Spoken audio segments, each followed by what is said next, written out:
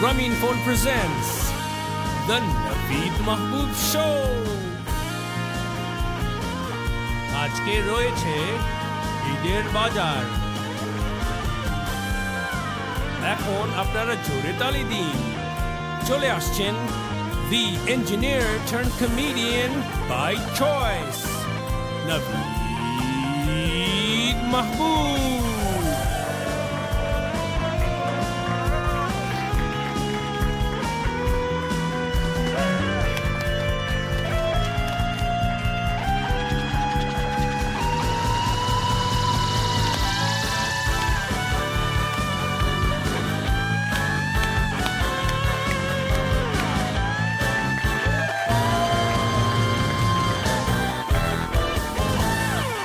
সবাইকে স্বাগত জানাচ্ছি Grameenphone presents the Naveed Mahboob show. You know, we always have a great audience. Give yourselves a big round of applause.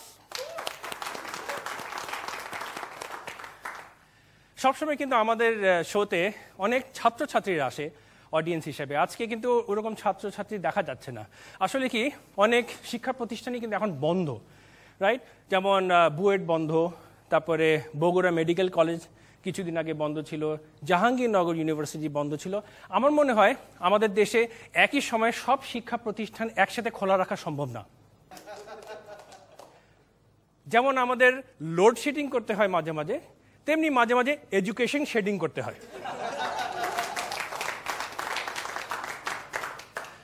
তো অনেক লেখাপড়া তো করলাম, তো তারপরে এখন চাকরি বাকরি করছি, পরিশ্রম করি। সেদিন আমাকে একজন এসে বলল যে ভাই, আপনি এত কষ্ট করছেন, আপনি দৈনিক 8 ঘন্টা কাজ করছেন, চাকরি করছেন, এগুলি ছেড়ে আপনি মাল্টি লেভেল মার্কেটিংয়ে নেমে যান, MLM করুন আমার সাথে, আপনাকে মাত্র দৈনিক 18 ঘন্টা কাজ করতে হবে। MLM এখন বেশ একটু সমস্যার মধ্যে আছে, জানেন আপনারা। তো আমি একটা উপদেশ সবাইকে দিই যে আপনারা যদি হাইজ্যাকারের পাল্লায় পড়েন, এসে আপনাকে ঠ্যাক দেয়, আপনি বললেন ভাই আমাকে ঠ্যাক দিন না প্লিজ, একটু দাঁড়ান। আপনি একটা কাজ করেন, আপনি আমাকে হাইজ্যাক করবেন না, আপনি আরো 5 জন হাইজ্যাকার জোগাড় করেন। ওকে, তারা আপনার জন্য হয়ে 5 জনকে আপনি হাইজ্যাক করবে, তারপরে এরা হবে আপনার ডাইরেক্ট লাইন হাইজ্যাকার। ওই 5 জন হাইজ্যাকারের মধ্যে প্রত্যেকজন আরো 5 জন করে হাইজ্যাকার জোগাড় করবে, তারা প্রত্যেকে এক একজন করে হাইজ্যাক করবে। সুতরাং আপনার ডাইরেক্ট লাইনে 30 জন হাইজ্যাকার, এখন 30টা হাইজ্যাকার। আপনি আমাকে ঠ্যাক দিয়ে 1000 টাকা পেতেন, এখন আপনি 30,000 টাকা পাবেন। চিন্তা করে দেখেন, ডাইরেক্ট লাইন MLM হাইজ্যাকিং। যাই হোক, গন্ডগোলের কথা উঠছে যখন, মধ্যপ্রাচ্যে অনেক গন্ডগোল চলছে, বিশেষ করে সিরিয়াতে প্রচুর এখন অশান্তি চলছে, অনেক যুদ্ধ চলছে। তো যেটা হচ্ছে যে বিভিন্ন দেশের দূতাবাস তাদের কিছু এমপ্লয়ীদেরকে দেশে ফেরত পাঠিয়ে দিচ্ছেন, বলা হচ্ছেন যে ওরা নন এসেনশিয়াল এমপ্লয়িজ। আমার কোয়েশ্চেন, ওনারা যদি নন এসেনশিয়াল এমপ্লয়িজ হন, তাহলে ওনারা প্রথমেই কি করছিলেন ওখানে? হয়তো অ্যাম্বাসেডার ঢুকলেন, এই তুমি কি করছো? আমি নন এসেনশিয়াল এমপ্লয়ি, কিছু করতেছি না, দ্যাট ইজ মাই ওয়ার্ক। এই তুমি ঘুমাচ্ছ কেন? আমি non essential employee, this is my work, non essential work. আমার সিভি দেখবেন, ব্ল্যাঙ্ক পেজ। এই নন এসেনশিয়াল এমপ্লয়িজটি কিন্তু খুব আরামের চাকরি, রাইট? ফার্স্ট অফ অল এদের জব সিকিউরিটি আছে। সেকেন্ড হলো যে যেই দেশে তারা মোতায়েন থাকে, সেখানে যদি একটু গন্ডগোল হয়, সঙ্গে সঙ্গে তাদেরকে সবচেয়ে আগে দেশে পাঠানো হয়। তার মানে কি, নন এসেনশিয়াল এমপ্লয়ি তার সরকারের টাকায় আরামসে দেশে গিয়ে ছুটি কাটিয়ে আসবে। একটা গুলটা, non essential employee, I have to go home.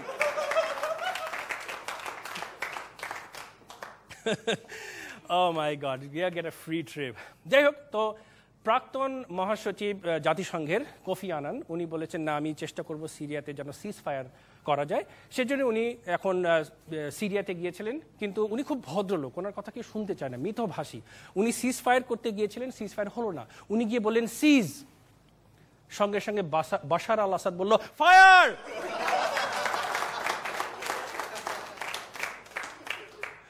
তো যাই হোক, আমার মনে হয় আমরা এখনো আশা করছি যে ওখানে খুব শীঘ্রই শান্তি আসবে। আমরা অলিম্পিক্সের দিকে আবার যাই, এবং অলিম্পিক্সে আপনারা জানেন কি না জানি না যে অলিম্পিক্সের মেইন স্পন্সর হলো McDonald's, fast food and healthy athletes. এটা আমার কাছে কেউ আজব মনে হচ্ছে। আমার মনে হয় যদি ম্যাকডোনাল্ডস অলিম্পিক্স স্পন্সর করতে পারে তাহলে কচি কাচার মেলা স্পন্সর করবে ইয়াবা।